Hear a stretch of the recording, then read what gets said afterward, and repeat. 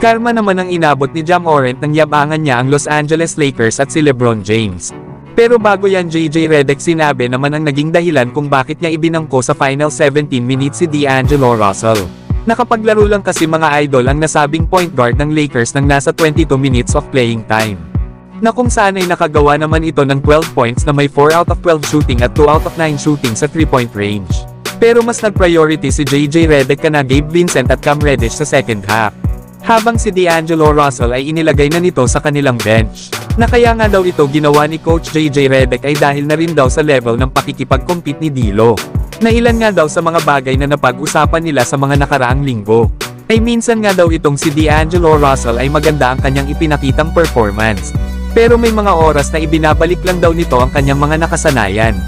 Pero paglilinaw pa ni JJ Redick na hindi naman daw ito isang punishment para kay D'Angelo Russell. Pero sa ginawa daw kasi ni Redick ay may chance daw silang manalo sa laro nila kanina. Kaya yun daw ang ruta na tinahak nila ang gamitin din si Gabe Vincent sa first half. Ito ay para na nga rin daw sa kanilang depensa na hindi nga daw ito kapanipaniwala. Gusto nga din daw kasi ni JJ Redick na makita kung ano ang magiging kalalabasan ng kanyang ginawa. Yun pala mga idol ang dahilan kung bakit 22 minutes lang ang naging playing time ni D'Lo kanina laban sa Memphis. Isa na nga rin sa dahilan dyan mga idol ay wala ang kanilang dalawang starters na sila Rui Hachimura na may sakit. Habang si Anthony Davis ay meron namang left heel contusion na nakuha niya pa sa naging laban nila sa Detroit Pistons. Kaya mas priority kay Coach JJ Redick kanina ang mapalakas ang kanilang lineup sa depensa kanina. Na naging dahilan kung bakit nabawasan ang mga minuto ni D'Angelo Russell ito ay para ibigay kana Cam Reddish at Gabe Vincent. Alam naman natin na ang dalawang ito ang isa sa mga best perimeter defender ng Los Angeles Lakers. Bukod nga pala sa dalawang players na ito ay naglaro na rin ang big man na si Christian Coloco. Ito nga yung player na kinuha ng Lakers para sa kanilang two-way deal. Naglaro nga ito kanina ng 13 minutes of playing time at nakagawa naman ng 2 points, 2 rebounds at 1 block. Hindi pa nga ganun ka-effective itong si Christian Coloco sa unang laro niya sa Lakers na may -4 sa plus-minus.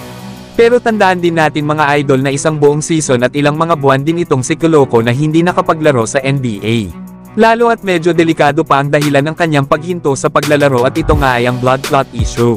Kaya asahan na natin na medyo naninibago pa ito sa kanyang unang laro sa Los Angeles Lakers. Pero kayo mga idol, ano ang masasabi nyo sa ginawa ni JJ Redick dito kay D'Angelo Russell? Samantalang nakarma naman si Ja Morant sa kanyang pinaggagawa kanina laban sa Lakers. Pero bago yan matapos kasi ang first half with under 1 minute and 30 seconds remaining time, ay niyabangan ni Ja Morant itong si Gabe Vincent matapos kasi itong makashoot gamit ang left-handed hook shot. Ay nag-two-small gesture naman itong si Ja Morant sa nasabing veteranong point guard ng Lakers, na dito ay nakita naman ito ni LeBron James. Kaya naman sa sumunod na possession nang nagkaroon si LeBron ng pagkakataon na bawian si Ja Morant, ay hindi na ito nagdalawang isip pa at agad niya itong nascore ng easy 2 points. Bagsak nga rin si Ja Morant sa sahig nang subukan niyang pigilan si LeBron James. Kaya naman ay hindi na pinalagpas pa ni LeBron ang pagkakataon at nag-two-small gesture din ito kay Ja Morant habang nasa sahig pa ang nasabing all-star guard. Matapos nga rin ito ay ilang segundo lang nang si Ja Morant naman ang nakascore. Ay habang iniintay naman ni LeBron ang bola para ma-inbound, ay bigla naman binangga ni Ja Morant si LeBron sa likuran dahilan para tawagan si Ja Morant ng technical foul. Buti na nga lang mga idol at hindi dito nag-react si LeBron James. Pero itong si Ja Morant ay makikita mo talaga sa kanya na sinadya niya ang kanyang ginawa kay LeBron. At pagdating naman ng third quarter ay tila ba kinarma itong si Ja Morant. Dahil under 4 minutes left sa third quarter, ay na-injured itong si Ja Morant matapos niya sanang subukan na gumawa ng isang alley-oop dunk.